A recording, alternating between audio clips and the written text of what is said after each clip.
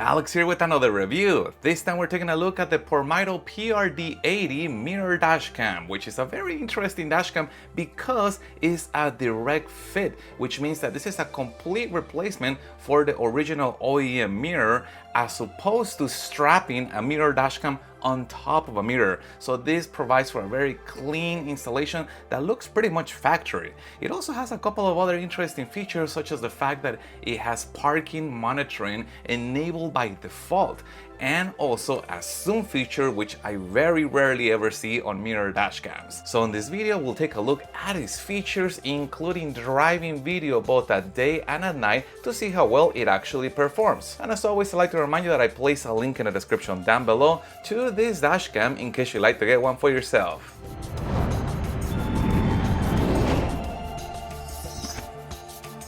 And one interesting thing about the PRD80 is that the memory card is actually hidden underneath this cover. Now they already include a 64GB memory card, however this dashcam supports memory cards as large as 128GB. And the front camera is detached from the mirror. Most mirror dashcams have a camera that's built in right about here, and if your vehicle has something like this or something like this, this can partially block the view if the camera is in this location. And if you have a detached camera, now we have a little more freedom as far as placing the camera in a different location to avoid any potential obstacles. And for mounting the camera, there is double-sided tape right here. I can peel this back and then I can place this on a clean windshield. And the view can be adjusted. This is how far it goes in this direction, and this is how far it goes in the other direction. There is definitely a lot of range. And the rear camera is waterproof, so it could be mounted outside of the vehicle or inside of the vehicle. Double-sided tape, I can peel this back and attach it to the vehicle. They also have included two optional mounting brackets, and the very first one, what it does, it allows us to have the ability to adjust the viewing angle like this, up or down, and the second bracket allows the rear camera to be mounted against a vertical surface. And as you can see, we are shown the rear of the vehicle, and there's some icons on the screen, including this red blinking dot indicating that we are recording.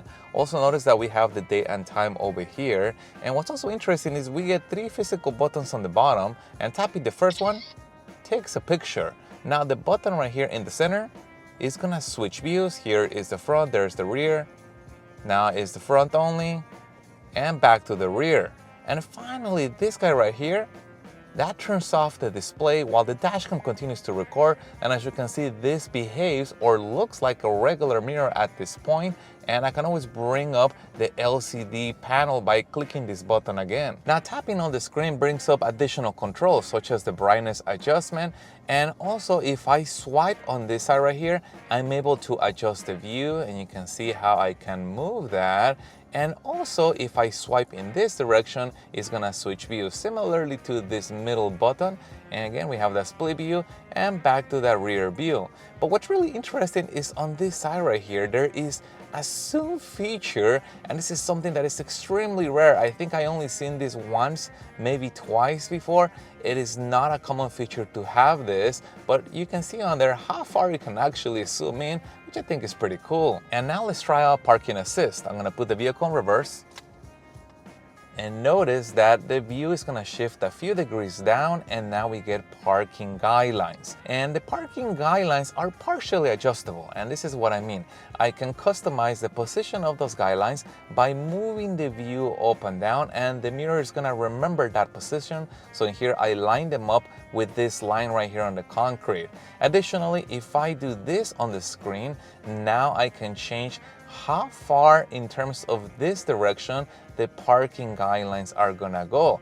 Now for my particular vehicle, I'm gonna put them about right here, and then the screen about this location. And when I put the car into D, or basically out of reverse, notice that it returns back to the normal standard rear view. Now tapping on the screen again is going to bring out these icons, and the very first icon right here that looks like a lock, notice how this changed from a red blinking dot to a yellow blinking dot.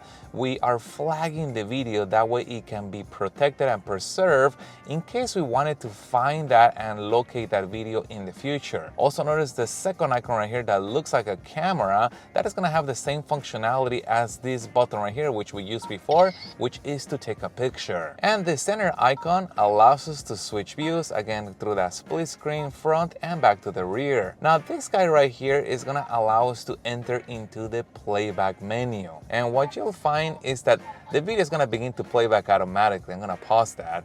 Is that the files have been sorted out. This is normal video, potentially of just driving around. This can be potential video involving car crashes, and then finally pictures. Also notice on this side there's a little car icon. Tapping that car icon is going to switch from the front videos to the rear videos. You can see how that started playing, and I paused it right there.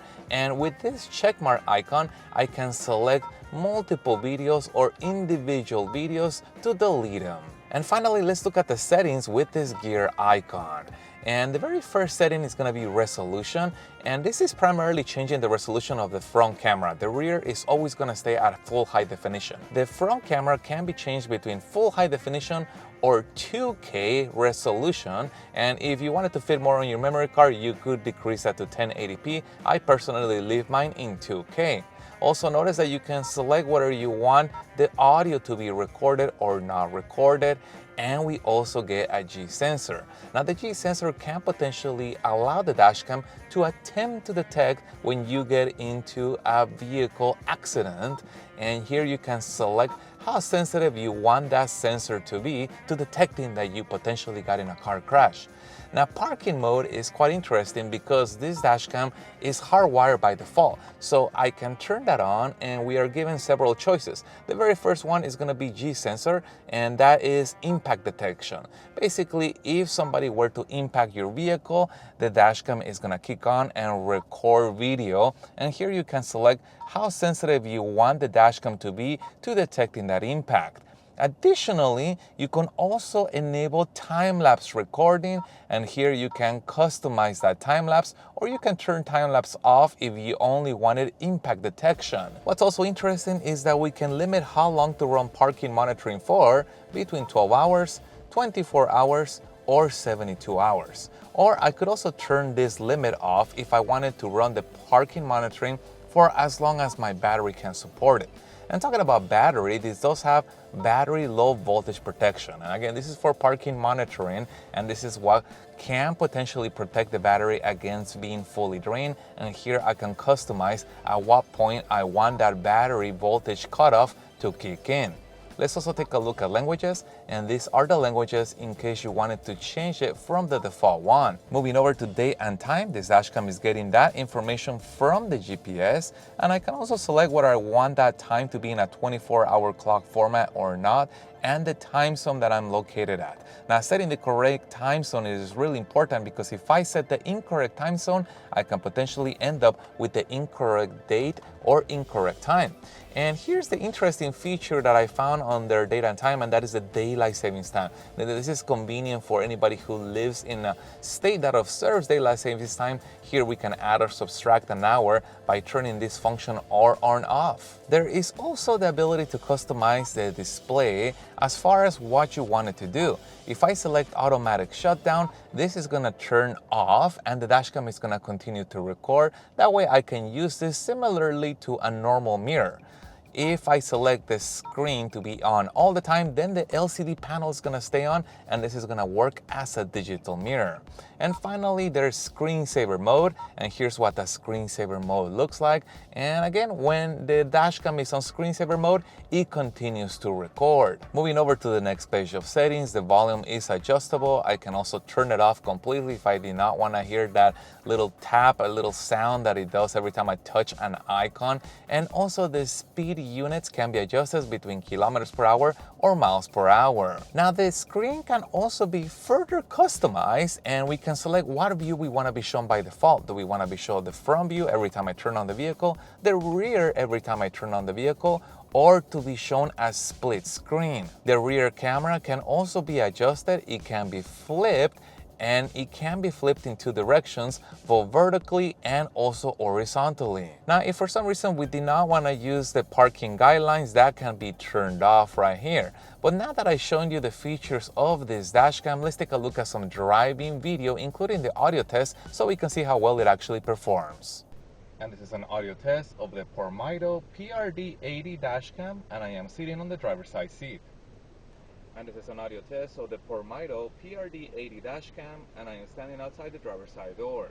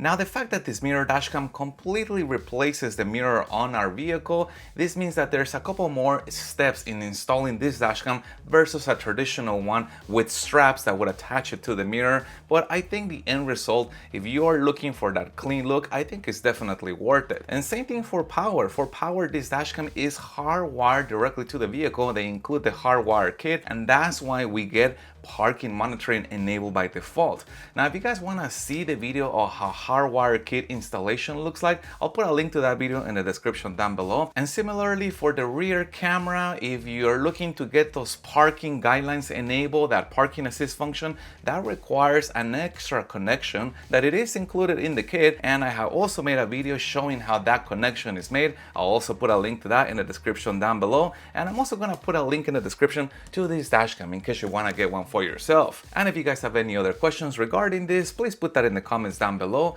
If you found any part of this video helpful, make sure you hit the like button to support the channel, and stay tuned as I have a lot more mirror dashcams and normal dashcam reviews coming up. Thank you guys for watching, and as always, I'll see you on the next one.